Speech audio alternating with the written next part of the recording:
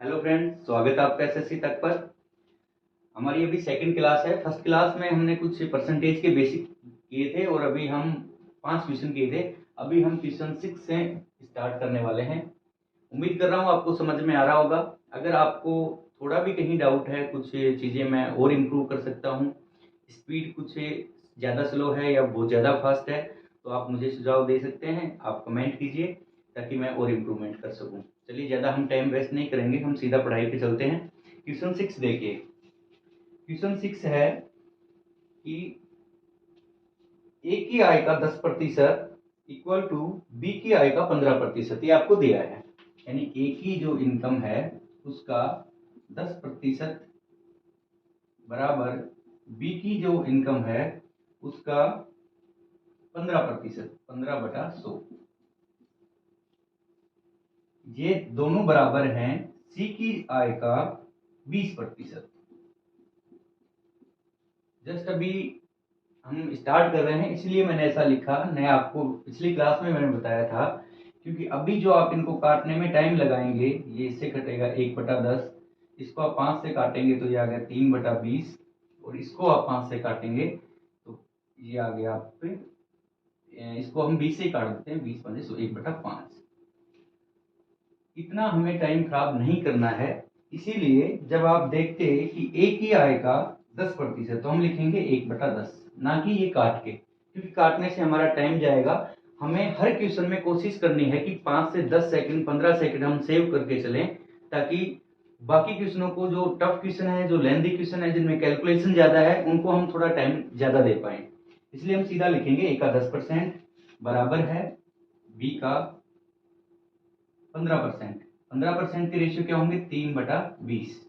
देखिए, आपने 5% के रेशियो याद किए थे, वो थे 1/20। अगर मैं इस 5 को 3 से मल्टीप्लाई करता हूं तो बन जाएगा 15%, और 15% के रेशियो फिर इसको भी 3 से मल्टीप्लाई करूंगा तो बन गए 3/20। ठीक है, और ये दोनों बराबर थे सी के 20% के, जो कि सी का 20% है 1/5।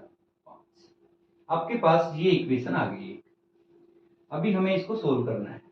ठीक है, बेसिक तरीका, क्योंकि फर्स्ट क्वेश्चन है इस टाइप का, तो मैं आपको बेसिक बताता हूं इसका। हम इसके बराबर एक कांस्टेंट वेरिएबल मान लेते हैं के। इसके बराबर भी के है, इसके बराबर भी के है, और इसके बराबर भी के है। कैसे सोल्व करेंगे देखिए आप इसको। मैंने लिखा a इंटू 1/10 बराबर के। तो यहां से a की क्या वैल्यू आएगी? ये 10 इसके साथ मल्टीप्लाई में जाएगा, तो a की वैल्यू आ गई 10 के। इसी तरीके से b की वैल्यू भी मैं निकालूंगा, तो b इंटू 3/20 बराबर लिखा है के। तो b की वैल्यू यहां से आएगी 20/3 के, क्योंकि ये जब 20 इधर जाएगा तो मल्टीप्लाई में आएगा, और 3 यहाँ गुना में है तो ये यहाँ पे भाग में आ जाएगा। ठीक है, इसी तरीके से c इंटू 1/5 बराबर हमने लिखा के, तो यहां से c की वैल्यू आ जाएगी 5 के। ये मैं इसलिए चेंज की है कि अब मैं ए, बी और सी के जब रेशियो लिखूंगा, तो ये 10 के, 20/3 के और 5 के, तो के तीनों में कट जाएगा और मेरे पास संख्याएं आ जाएंगी जो कि मुझे निकालना था, रेशियो निकालने हैं। देखिए आप, मैं तीनों के रेशियो निकाल रहा हूं। थोड़ा मैं इधर लिख लेता हूं इसको। A ratio B ratio C, ये आ गया 10 के रेशियो 20/3 के रेशियो 5 के। अब आप देखिए के तीनों में कट जाएगा, और क्या कट सकता है? 5 से अगर मैं काटता हूं तो 5, 5 चौक 20 और 5 दूनी 10, यानी यहाँ 2 बचा, यहाँ 4/3 और यहाँ 1। तो ए बी सी के रेशियो आ गए 2:4/3:1। अभी ये परफेक्ट रेशियो नहीं आया है। ये जो 3 है, मुझे इसको यहाँ से हटाना पड़ेगा ताकि परफेक्ट एक रेशियो निकल के आए। देखिए, A ratio B ratio C मेरा हो गया। अगर मैं इन सभी को 3 से मल्टीप्लाई कर दूं तो ये 3 यहां से हट जाएगा। जैसे, क्योंकि 3 को हटाऊंगा मैं, इसको भी 3 से मल्टीप्लाई कर दिया, इसको भी और इसको भी, तो ये वाला 3 इससे कट जाएगा, और ये बन गया 6, ये हो गया 4 और ये हो गया 3। ए बी सी के मेरे पास रेशियो आ गए 6:4:3। आपको समझ में आ रहा होगा। मैं एक बार इसको फिर रिपीट कर देता हूं। आपसे पूछ रहा था ये कि यदि इन तीनों की आय का योग 7800 रुपए है, अभी मैंने इन तीनों के रेशियो निकाल दिए इनकम के। क्वेश्चन में बोल रहा है कि इन तीनों की आय का, इनकम का योग टोटल है वो है 7800। इनका योग कितना हुआ, 6 और 4 10 और 3 13। मेरे अकॉर्डिंग, मेरे रेशियो के अकॉर्डिंग इनका योग है 13, लेकिन क्वेश्चन बोल रहा है कि 13 नहीं 7800 है, तो मैंने इस 13 के बराबर रखा 7800। और क्या करूं इस 13 के साथ कि 7800 मिल जाए। तो मैं इसको अगर 6 से गुना करता हूं तो 13 से 78 आ गया, और 2 जीरो एक्स्ट्रा है तो ये लगा दी। यानी मुझे एक कीवर्ड पता लग गया, या एक पॉइंट की वैल्यू पता लग गई कि वो है 600। अब मैं 600 को इसको भी मल्टीप्लाई करूंगा, इसको भी और इसको भी, मुझे तीनों की सेपरेट सेपरेट इनकम पता लग जाएगी। क्वेश्चन में पूछा था बी की इनकम कितनी है, तो बी की इनकम रेशियो के अकॉर्डिंग 4 है। जब रेशियो में एक संख्या को जिससे गुणा कर रहे हैं तो सभी रेशियो उसी एक संख्या से गुणा हो जाएंगे। तो इसको मैंने जैसे ही 600 से मल्टीप्लाई किया तो मेरा आंसर आ गया 2400 रुपये। अगर ये पूछते कि ए की इनकम कितनी है, तो ए की इनकम रेशियो के अकॉर्डिंग है 6, और इसको भी मैं अगर 600 से मल्टीप्लाई करता तो ए की इनकम आ गई 3600। सिमिलरली अगर ये पूछता कि सी की इनकम कितनी है, तो सी की इनकम का रेशियो है 3, और इसको भी मैं 600 से मल्टीप्लाई करता तो ये आ जाती 1800। लेकिन हमें केवल बी का पूछ रहा था जो कि 2400 आ गया, और इसका हमारा आंसर हो गया सी। एक बार फिर से रिपीट करता हूं, इतना लंबा चौड़ा आपको करने की जरूरत नहीं है, एक बार मुझे बेसिक समझाना होता है, क्योंकि सभी टाइप के बच्चे क्वेश्चन देख रहे होते हैं। जिनका लेवल थोड़ा मैथ में वीक है वो भी देख रहे हैं, जो काफी इंटेलिजेंट है वो भी देख रहे हैं, इसलिए मुझे सभी को साथ लेके चलना है। तो देखिए एक बार, मुझे क्वेश्चन दिया था कि ए का 10%, तो मैंने लिखा ए इंटू 1/10। बी का 15%, तो मैंने रेशियो लिखा 3/20, और सी का 20%, तो सी का 20% का रेशियो लिखा 1/5। ये तीनों आपस में बराबर हैं। जब भी ऐसी सिचुएशन आए कि तीनों बराबर हैं तो उनके बराबर हमने एक कांस्टेंट वेरिएबल माना कि, फिर मैंने ए बी सी तीनों की वैल्यू निकाली। तो जब ये वाली वैल्यू के बराबर होगी, यहाँ पे लिखा मैंने a इंटू 1/10, अगर के होगा तो a की वैल्यू आ जाएगी 10 के। ऐसे ही b की वैल्यू आ जाएगी 20, ये 3 नीचे आएगा 20/3 के, और c की वैल्यू आएगी 5 के।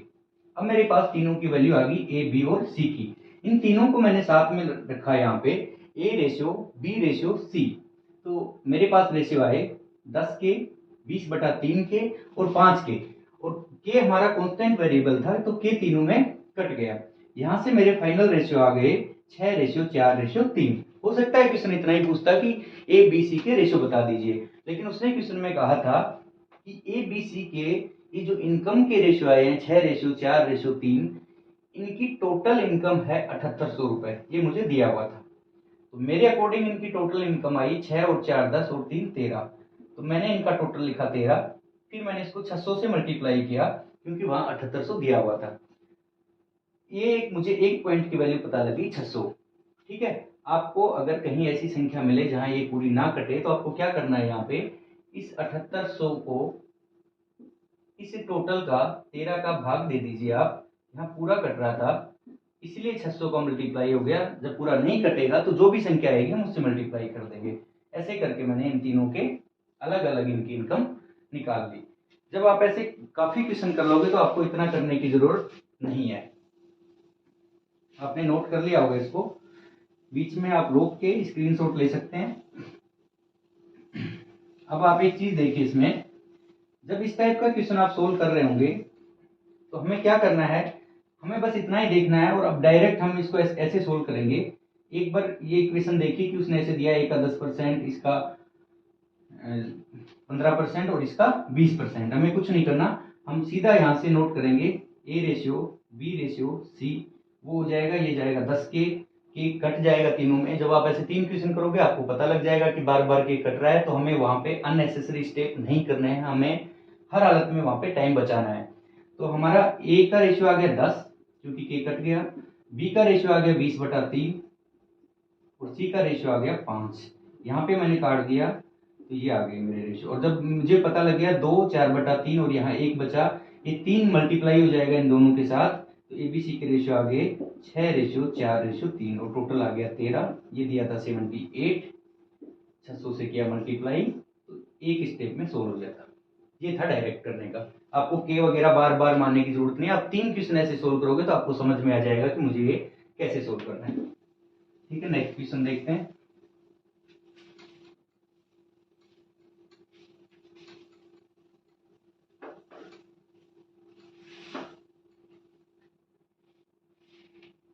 क्वेश्चन 7 देखते हैं। क्वेश्चन 7 दिया है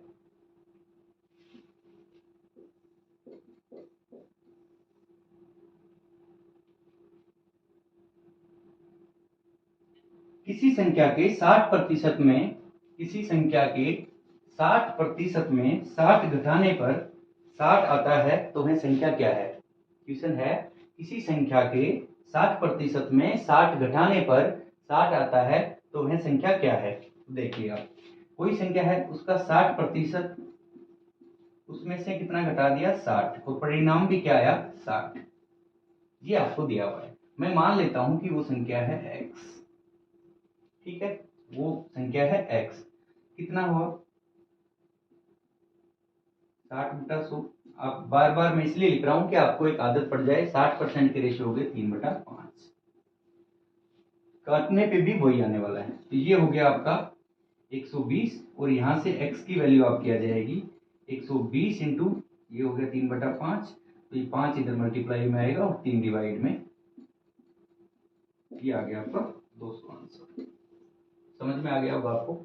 आपसे कहा किसी संख्या का 60% में से 60 घटाने पर, तो मैंने माना कि वो संख्या है x का 60% लिख दिया। उसमें से 60 घटाने पे मैंने माइनस किया 60, और परिणाम 60 आता है। तो एक ही छोटी सी इक्वेशन, बढ़िया सी सुंदर सी इक्वेशन बनी है।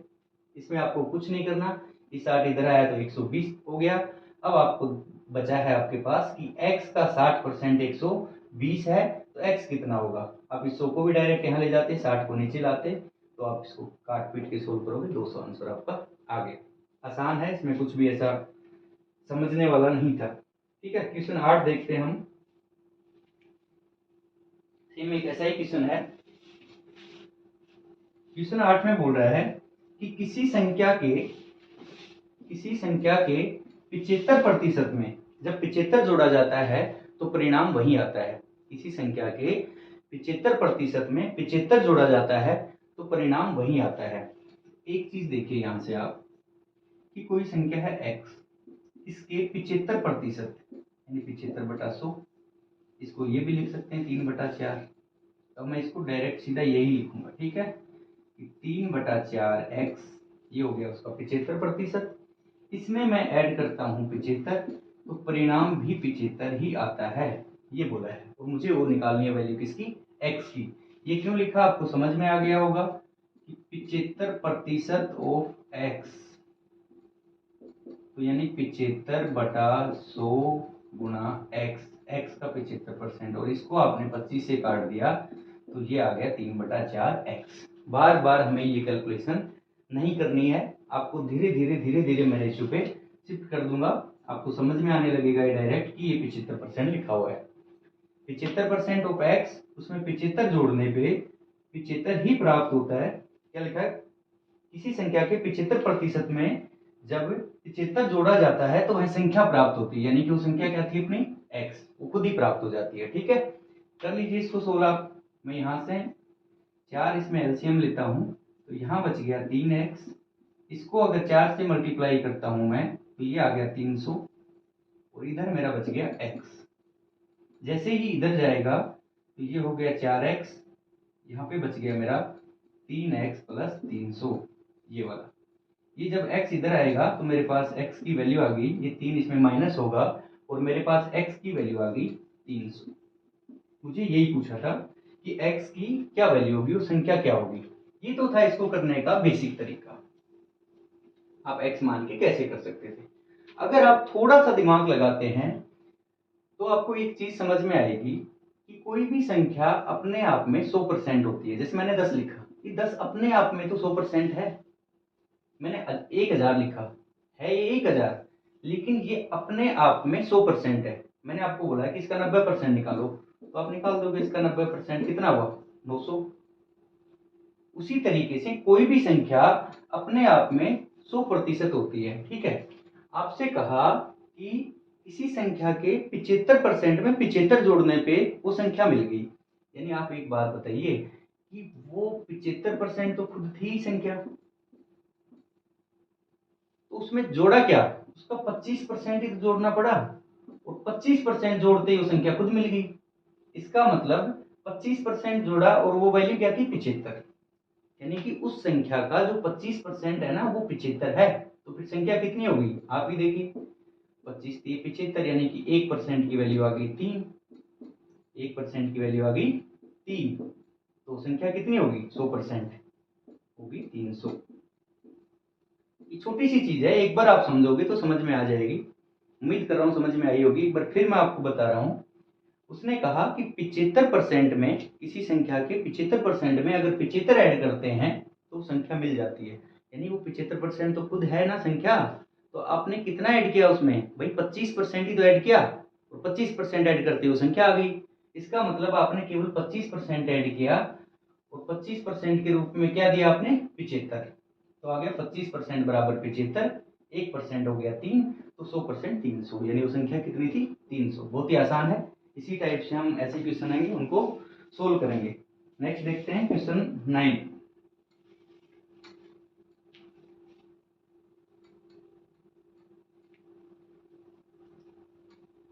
क्वेश्चन 9 है, एक संख्या के 60% का 3/5 भाग 36 है। आपको दिया एक संख्या है x।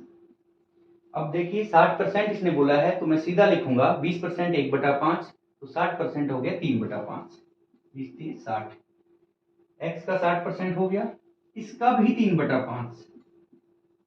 एक संख्या के 60% का, ये 60% के रेशियो लिखे मैंने, ये 3/5 दिया है, और ये इसकी वैल्यू पूरे की दे रखी है उसने 36। पूछा है वो संख्या क्या है, यानी उस x की वैल्यू आपको निकालनी जो मैंने मांगी है, ठीक है। कुछ भी इसमें नहीं करना, 3 3 9 चौक 36, और x की वैल्यू आ गई, ये 25 बचा है, इधर मल्टीप्लाई होगा तो 100, यानी वो संख्या क्या आ गई आपकी 100। इतना ही था, इसमें कुछ भी ऐसा नहीं था, ठीक है। नेक्स्ट देखते हैं हम, ये आपका 9 नंबर क्वेश्चन था। 9 क्वेश्चन आपके हो गए। दोबारा एक बार रिपीट कर देता हूँ। एक संख्या के 60% में, 60% का रेशियो मैंने लिखा, इस परसेंट को हटा के नीचे 100 लगाया, और 60% का रेशियो लिखा मैंने 3/5। संख्या मैंने मानी x, यानी x का 60% हो गया यहाँ तक। फिर कहा उसका भी 3/5, यानी फिर 3/5 से मल्टीप्लाई किया, और इस पूरे की वैल्यू उसने दी है 36। कुछ नहीं किया, ये 3 और 3 यहाँ नीचे जाते तो मैंने इनको यहीं काट दिया, 9 चौक 36, ये आ गई 4, और इस 25 को इधर मल्टीप्लाई किया तो मेरी संख्या आ गई 100, ठीक है। क्वेश्चन 10 देखते हैं अभी।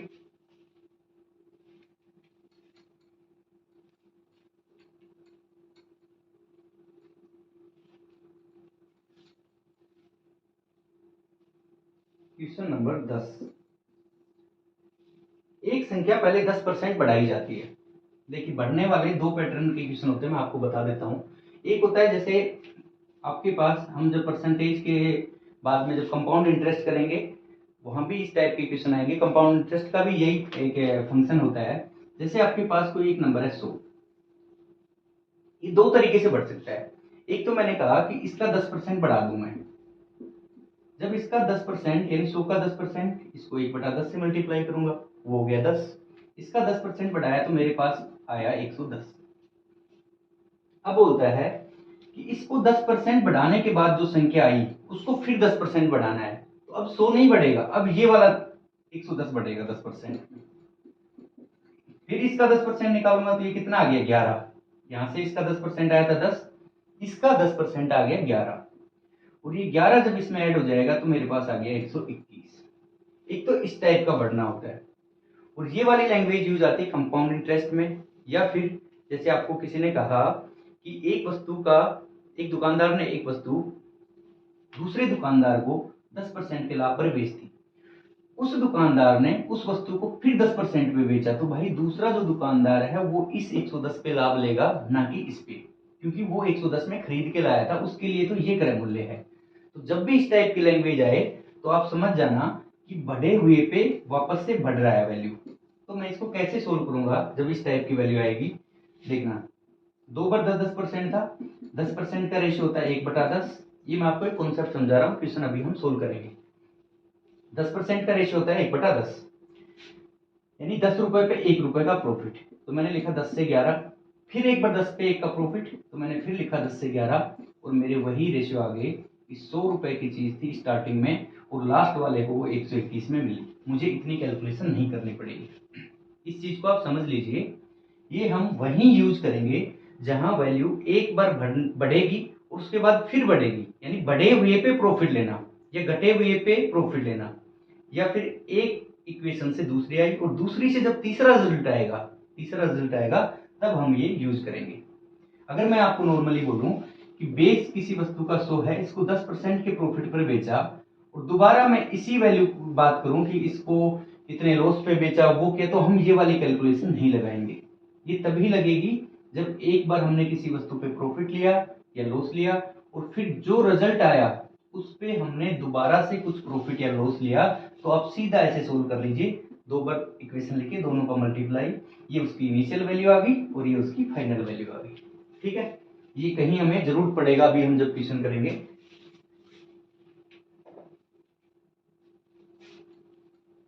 अभी क्वेश्चन है हमारा कि पहले एक संख्या 10% बढ़ाई जाती है और फिर 20% बढ़ाई जाती है।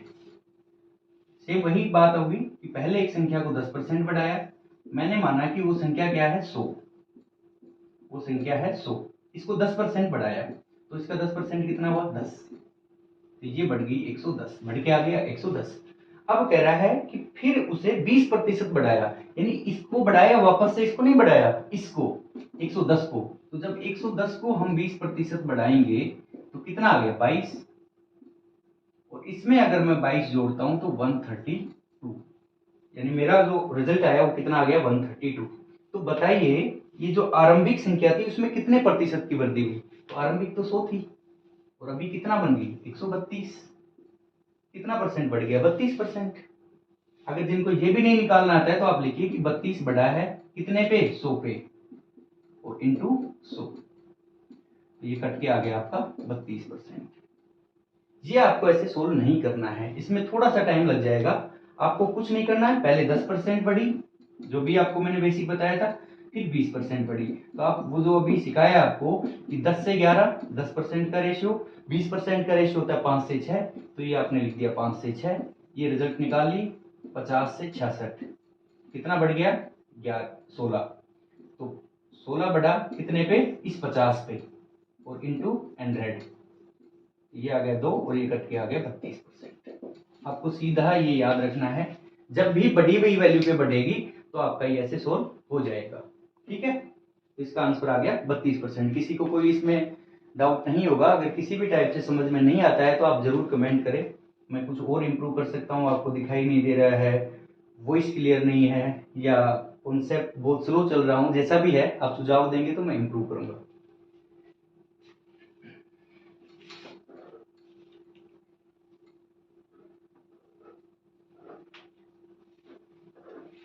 अब देखते हैं क्वेश्चन 11। क्वेश्चन 11 है, यदि पेट्रोल की कीमत में 20% की वृद्धि हो जाती है तो एक मालिक खपत में कितनी प्रतिशत कमी करे कि उसका खर्च अपरिवर्तित रहे। इसमें भी एक छोटा सा कॉन्सेप्ट है, पेट्रोल की जो कीमत है उसमें कितनी वृद्धि होगी 20%, ये होगी वृद्धि।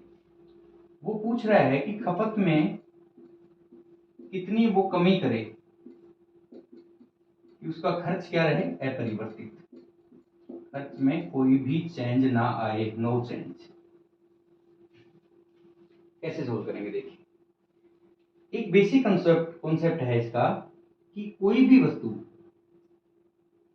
जैसे 20% बढ़ी, 20% का मतलब हुआ 1/5, यानी अगर वो 5 रुपए की थी प्राइस पहले, अब 1 रुपए बढ़ गई तो उसकी वैल्यू होगी 6, यानी कि उसकी प्राइस कितनी होगी 5 से 6, ये होगी उसकी प्राइस। ठीक है, अभी लिखेंगे हम कंजप्शन यानी खपत।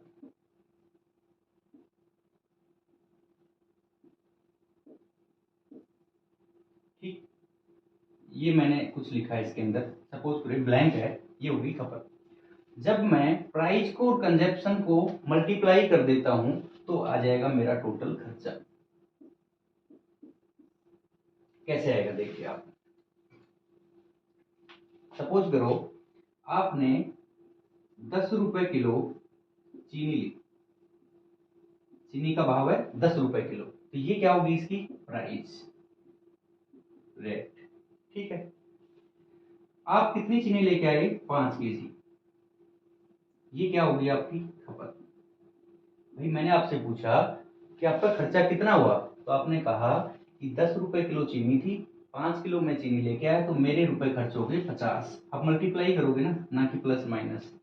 10 किलो चीनी थी, 5 किलो चीनी आप लेके आए तो आपका टोटल कितना खर्चा हुआ 50 रुपए का, तो ये 50 आपका खर्चा आ गया। यानी आपको ये बात समझ में आ गई कि जब प्राइस को खपत से मल्टीप्लाई कर दें, मूल्य को खपत से कंजप्शन से मल्टीप्लाई कर देंगे तो हमें जो आउटपुट मिलेगा वो मिलेगा हमारा कितना खर्चा हो रहा है।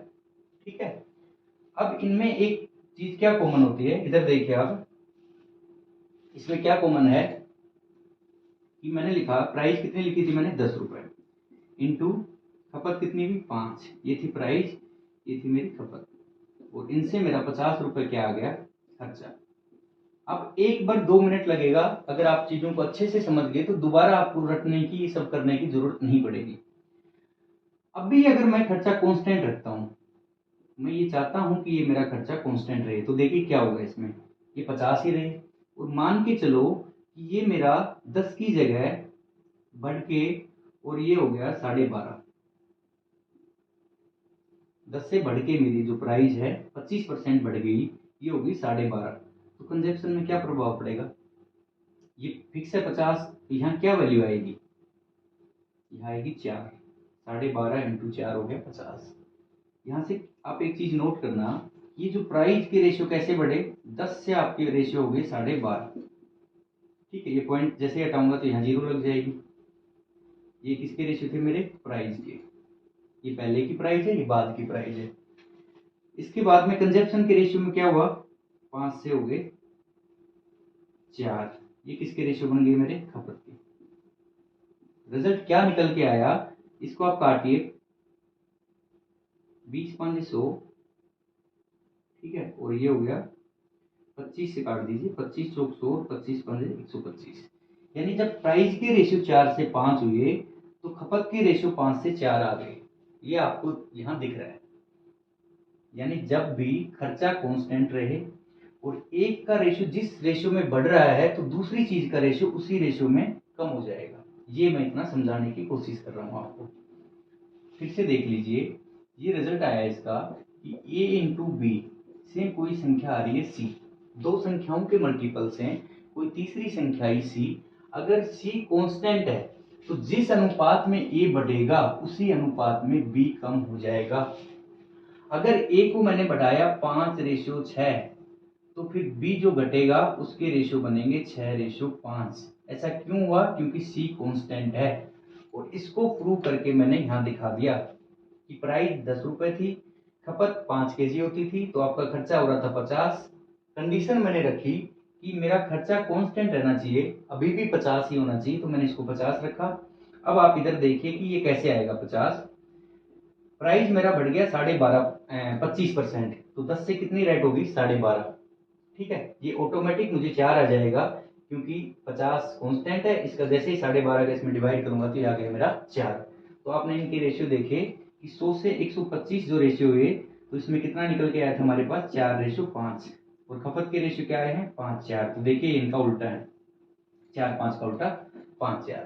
समझ गए, यानी दो संख्याओं के मल्टीपल से कभी भी तीसरी संख्या आती है, ए को बी से मल्टीप्लाई करने पर जब सी आता है और सी कांस्टेंट हो जाए तो जिस रेशियो में ए बढ़ेगा उसी रेशियो में बी कम हो जाएगा। ठीक है, अगर ए के रेशियो 5 से 6 में बढ़े हैं तो बी के रेशियो 6 से 5 में कम हो जाएंगे। अभी आप इस क्वेश्चन को देखिए, इजीली सोल्व हो जाएगा। इसमें भी यही चीज कही है उसने कहा है कि पेट्रोल की कीमत 20% बढ़ गई। देखिए आप, प्राइस कितनी बढ़ी 20%। 20% का रेशियो हुआ 1/5, यानी कि प्राइस होगी आपकी 5 से 6। ठीक है जी, ये आपकी प्राइस रेट।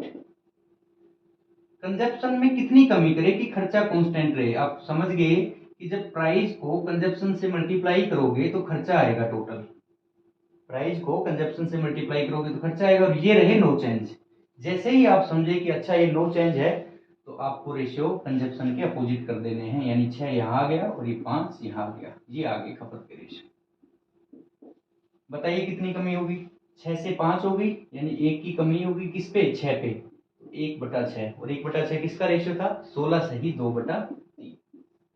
कंजप्शन में आपका कितना प्रतिशत कमी होगी? 16 सही 2/3। ये कैसे आया? इसको 100 से मल्टीप्लाई कर लेना परसेंटेज में निकालने के लिए, इसलिए आया। ठीक है, अभी तक अगर आप रेशियो याद नहीं कर रहे हैं तो मैं उम्मीद करूंगा कि आप करना स्टार्ट कर दें, क्योंकि मैं डायरेक्ट यही लिखने वाला हूं, तभी आपको समझ में आएगा।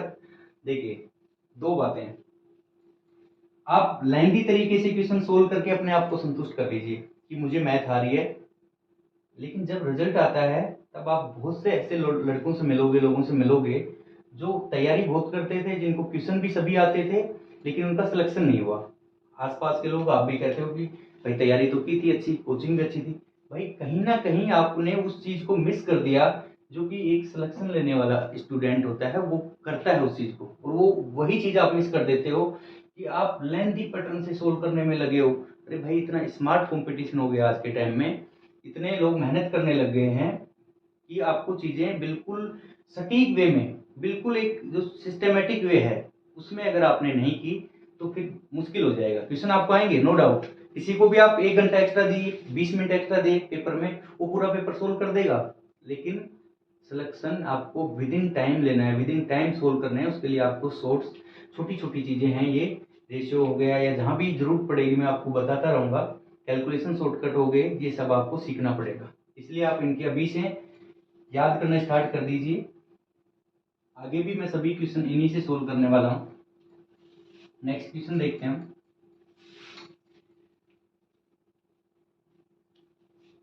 Question number 12।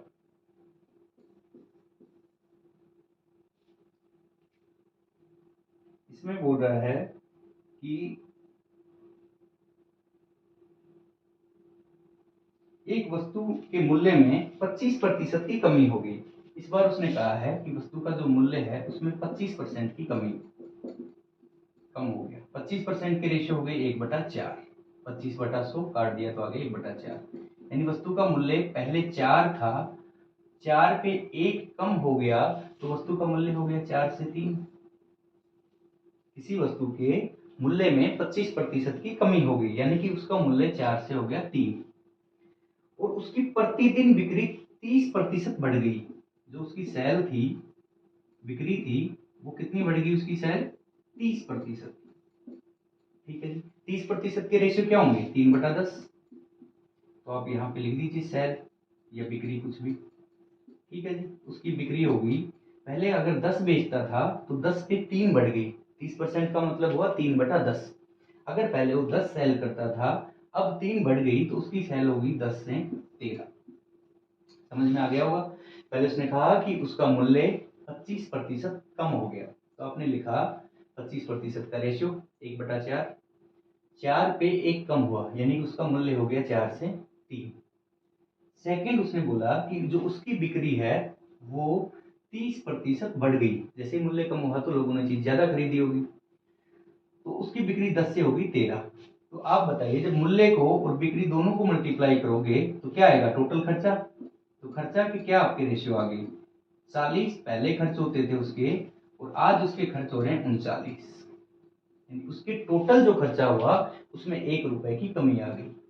ठीक है, आप ऐसे देख लीजिए कि कोई वस्तु 4 रुपए की थी, पहले वो 10 वस्तु बेचता था तो टोटल उसके 40 रुपए खर्च होते थे। अभी वस्तु 3 की हो गई है और अभी टोटल वो 13 वस्तु सेल कर रहा है, तो टोटल उसको जो पैसा मिल रहा है वो 39 मिल रहा है। तो कुल उसको 1 रुपए कम मिला, कितने पे? 40 पे। अभी क्या पूछ रहा है क्वेश्चन में? तो प्रतिदिन उसकी आय में क्या प्रभाव पड़ा? बताइए क्या प्रभाव पड़ा आय में? 1 रुपए आय कम होगी, और 1 रुपए कितने पे कम हुई है? इस 40 पे। तो आप प्रतिशत में लिखेंगे तो आप लिखेंगे 1/40। अब 1/40 का रेशियो तो आपने याद नहीं किया है, ठीक है, तो सीधा सा तरीका है, जहां आपको रेशियो ध्यान नहीं है, जो बहुत ही ऐसे कॉम्प्लिकेटेड रेशियो, आप मल्टीप्लाई कर दीजिए। जैसे आप करोगे ये आ गया, और जब 10 में 4 का डिवाइड दोगे तो आ गया 2.5। कमी या वृद्धि बताइए। यहाँ से देखो 40 से 39 हुआ है, कम हुआ है कि बढ़ा है? कम हुआ है, इसलिए 2.5% की कमी। ये आपका आंसर आ गया। मुझे नहीं लगता इसको दोबारा समझाने की जरूरत है, फिर एक बार बता देता हूँ।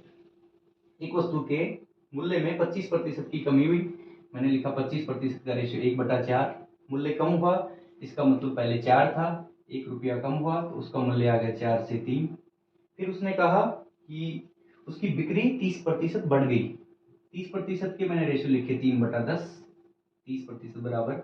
और जैसे ही बिक्री बढ़ी, यानी कि पहले 10 बेचता था, अब 3 बढ़ गई तो उसकी बिक्री होगी 10 से 13।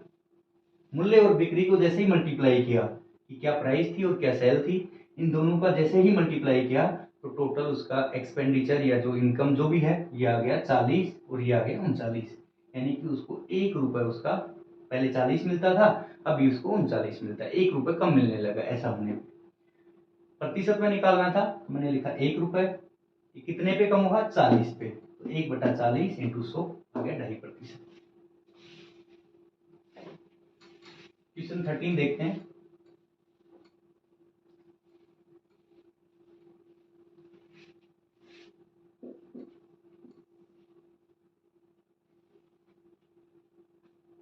एक व्यक्ति के वेतन को पहले 20% बढ़ा दिया जाता है और फिर 20% घटा दिया जाता है। सेम वही क्वेश्चन है जो अभी आपको कॉन्सेप्ट बताया था। 20% का रेशियो हुआ 1/5, 5 से किया 6, पहले उसको बढ़ा दिया। अब बोल रहा है जो उसका बढ़ा हुआ वेतन आया है उसी को 20% कम कर दिया, यानी कि इस पे इक्वेशन लगने। और जब ऐसा हो तो मैंने आपको जस्ट इससे 2 क्वेश्चन पहले बताया था, जब भी ऐसा हो तो 2 इक्वेशन बना के साथ रख दीजिए। दोबारा 20% कम कर दिया, इसका मतलब 5 से 4। ये कैसे हो रहा है समझ में आ रहा होगा। 20% के रेशियो होते हैं 1/5, यानी पहले 5 रुपए वेतन था, फिर 1 रुपए बढ़ा दिया 5 पे, तो 5 से 6 हुआ। फिर बोला 20% कम कर दिया, तो 5 पे 1 कम कर दिया, तो 5 से 4 आ गया। जैसे इन दोनों का आपने मल्टीप्लाई किया तो 25 से 24, यानी अगर उसको पहले वेतन 25 रुपए मिलता था, आज उसको वेतन मिल रहा है 24 रुपए। कितना रुपए वेतन कम हुआ उसका? 1 रुपए। और ये 1 रुपए वेतन कम हुआ है इस 25 पे, यानी उसको टोटल कितना प्रतिशत कम हुआ? प्रतिशत में निकालने के लिए हम लिखेंगे 1/25, और ये कितना हो गया? 4%। 1/25 तो आपको याद होगा, 4% का रेशियो 1/25। याद नहीं है तो इसको 100 से मल्टीप्लाई करोगे जैसे ही 1/25 को, तो 25 चौक 100, 4% आ जाएगा। इस टाइप के क्वेश्चन के लिए एक छोटा सा शॉर्टकट है कि जब भी किसी चीज को 10% बढ़ा दिया और फिर 10% कम कर दिया, इसका जो रिजल्ट आएगा सीधा वो ये आएगा, क्योंकि दोनों प्रतिशत जब सेम हो तभी लगेगा ये। तो रिजल्ट आएगा कि 1% को उठाओ, क्योंकि दोनों सेम ही, आपको हिसाब उठाओ। 10% को उठाओ, आपने इसका स्क्वायर किया उठा के, तो आ गया 100, और उसमें 100 का ही डिवाइड करना है आपको, तो आ गया 1। यानी अगर इसी क्वेश्चन में 10% होता तो आंसर आ जाता 1%, और हमेशा कमी होगी, ये याद रखना। हमेशा इसका जो रिजल्ट आएगा वो आएगा कम, ना कि ज्यादा। अभी जैसे इसने बोला कि एक बार उसका वेतन 20% बढ़ा दिया और फिर 20% कम कर दिया, तो भाई उसके टोटल वेतन में क्या प्रभाव पड़ा? मैंने बोला एक संख्या को उठाओ आप, इसका स्क्वायर करो, हो गया 400, और उसमें 100 का डिवाइड कर दो आप, आ गया 4, यानी सीधा ही 4 आ गया, और ये हमेशा कमी आएगी। तो अभी आप किसी भी संख्या का जब इस टाइप की इक्वेशन हो कि किसी का वेतन पहले 20% बढ़ाया गया फिर 20% कम कर दिया गया, ऐसा क्वेश्चन देखते ही समझ जाना है कि इसका टोटल जो रिजल्ट आएगा वो आएगा 20 का स्क्वायर 400/100, और रिजल्ट कट के आ गया 4%, और वो हमेशा कम आएगा ना कि ज्यादा। प्रैक्टिकली मैंने आपको ये करके दिखा दिया।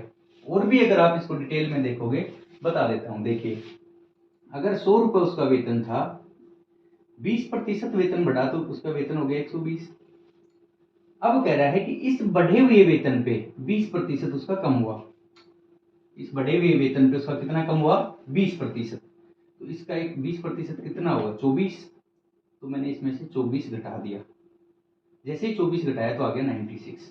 स्टार्टिंग में 100 था, अब है 96। बताओ कितना कम हुआ? 4%। 100 से 96, 4% कम हो गया। तो आप इतना टाइम ना लगा के सीधा ये चीज याद कर लीजिए कि जब भी एक किसी संख्या को 10% बढ़ा दिया जाए फिर 10% घटा दिया जाए तो उसका जो रिजल्ट आएगा, 1% को आप स्क्वायर कीजिए, 10 का स्क्वायर किया 100 डिवाइड बाई 100, 1 आ गया। आप एक छोटा सा नोट कीजिए, आप कमेंट में इसका आंसर देना कि एक संख्या को 40% बढ़ाया जाता है और फिर उसको 40% कम कर दिया जाता है, तो टोटल कितना प्रतिशत कमी या वृद्धि हुई? बताना आप इसका। सीधा ही आप ऐसे ही करना है इसको। 40 को उठाया आपने, 40 का स्क्वायर किया 1600 डिवाइड बाई 100, आ गया 16, यानी कि 16% की कमी। ठीक है।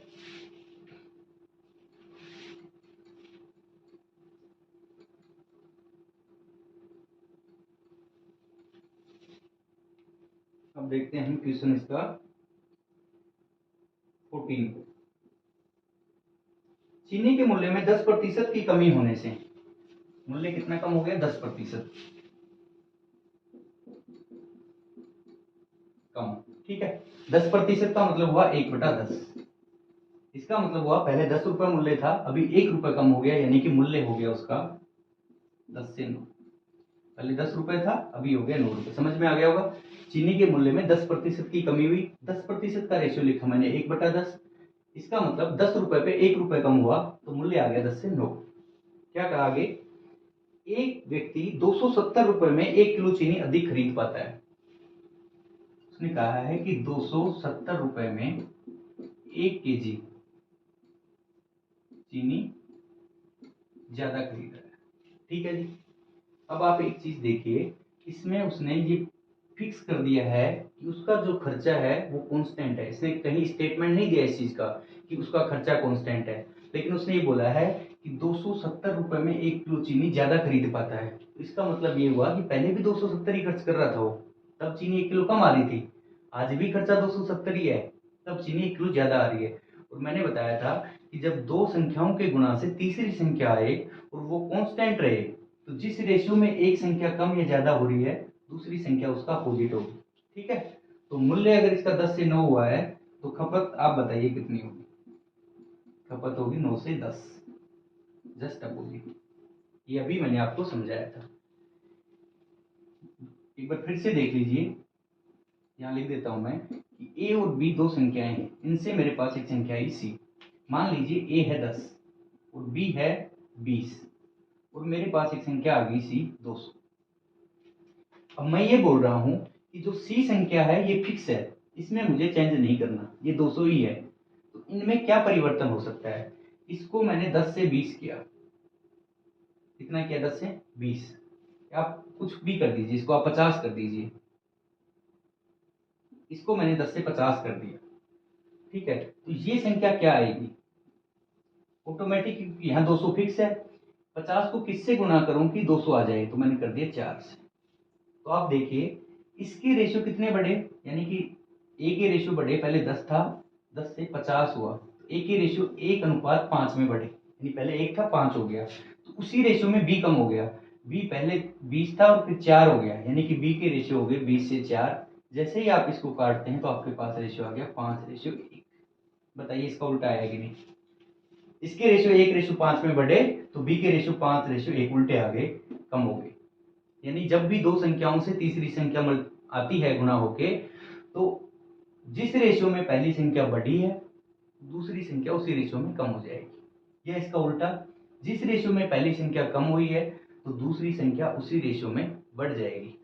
सेम यही आप यहाँ कर रहे हैं कि उसका जो खर्चा है, जो मूल्य को और खपत को, यानी कि प्राइस को और कंजप्शन को आप मल्टीप्लाई करते हैं तो आपका आता है टोटल खर्चा, कितना खर्चा हो रहा है। ठीक है जी, एक्सपेंडिचर। और वो जब कांस्टेंट दिया हुआ है 270, इसका मतलब जिस रेशियो में ये बढ़ा उसी रेशियो में ये कम हो जाएगा।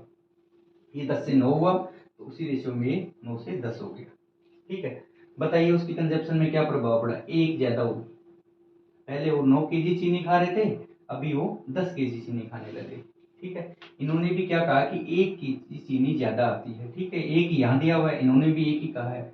अगर ये 5 देते तो मैं इसको 5 से मल्टीप्लाई करता, ठीक है, 1 का डिफरेंस आ गया। तो ये 9 केजी खरीदते थे पहले, आज वो 10 केजी खरीदने लगे हैं। अच्छा, चीनी का भाव बताइए क्या था? तो भाई 9 केजी खरीदते थे कितने रुपए में? 270 में, डिवाइड बाई 9 केजी। तो पहले भाव था चीनी का 30 रुपए प्रति केजी, और आज चीनी का भाव है 270 में। अगर 10 केजी ले रहे हैं तो 270 डिवाइड बाई 10, 27 रुपए पर केजी। ये आपका आंसर आ गया। अब क्या पूछ रहा था आपसे क्वेश्चन में? वो आपसे पूछा था कि चीनी का आरंभिक मूल्य, इनिशियल जो चीनी की रेट थी वो क्या थी? 30 रुपए। ये आपका आंसर हो गया। समझ में आ गया होगा। जब भी इस टाइप का आपको क्वेश्चन दिखता है कि प्राइस उसकी कुछ प्रतिशत बढ़ा दी गई और वो अमाउंट उतना ही खर्च कर रहा है, जब ये बोलेगा ना कि 270 में 1 केजी चीनी कम खरीद रहा है, इसका मतलब ये हुआ कि उसका जो खर्चा है वो उसने कांस्टेंट कर दिया, उसको चेंज नहीं कर रहा है। यहाँ से आपको समझना है इस चीज से कि 270 रुपए पहले खर्च करता था, आज भी 270 रुपए खर्च कर रहा है। ठीक है, अभी करते हैं लास्ट क्वेश्चन आज का।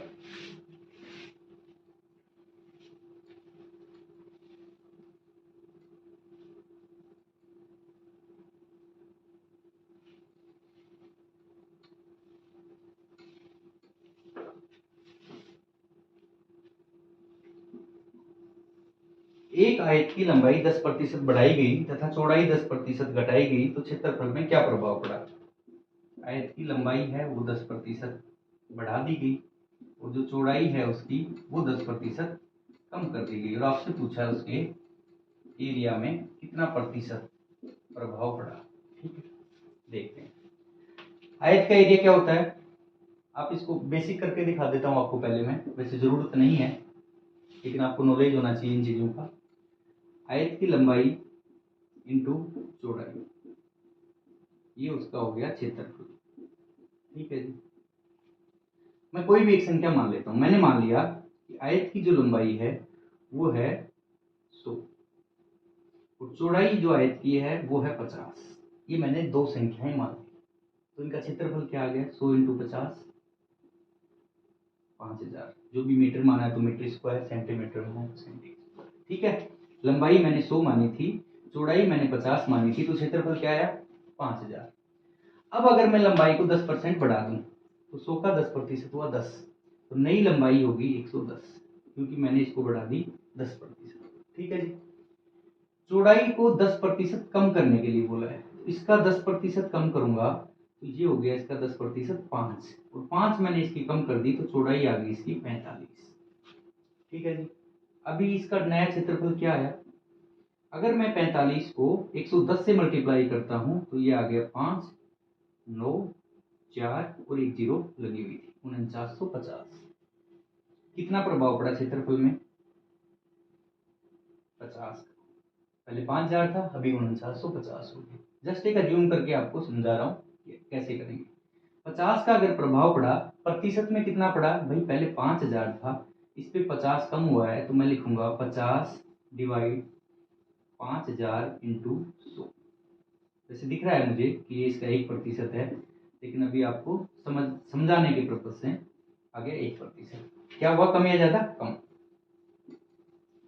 ये था इसका बेसिक तरीका कि आप ऐसे सोल्व करोगे।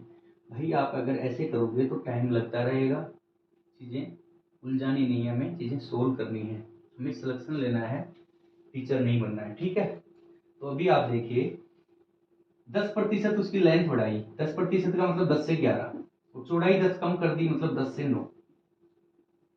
अगर ये लंबाई है और ये इसकी चौड़ाई है, अगर मैं इन दोनों को मल्टीप्लाई कर दूं तो एरिया आ जाएगा, बोला आ जाएगा। ठीक है, तो ये कितना आ गया? 100, और ये हो गया 99। बताओ कितना परसेंट कम हो गया? 1%। सीधा। जब भी ऐसा क्वेश्चन पूछे कि दो संख्याओं के मल्टीप्लाई से तीसरी संख्या आप सीधा निकाल दो। अगर यही चीज ऐसे बोल देता है कि वस्तु के मूल्य में 10% की वृद्धि हुई तो लिखते आप 10 से 11, और कंजप्शन 10% कम होगी, खपत, तो लिखते 10 से 9। वो भी तो वही बात है। तो खर्चा क्या हुआ? ये उसका मूल्य है, मान लो ये उसकी खपत है, तो खर्चा क्या हुआ कि पहले 100 रुपए खर्च होता था, आज 99 हो रहा है, तो उसका कितना खर्चा कम हुआ, 1% कम हुआ। लैंग्वेज उसकी मर्जी है, वो कुछ भी बोल सकता है। इसी को लेके मैं आपको एक दो क्वेश्चन और बता रहा हूं, देखिए आप इसी कॉन्सेप्ट पे, जो आपको समझ में आ जाएगा।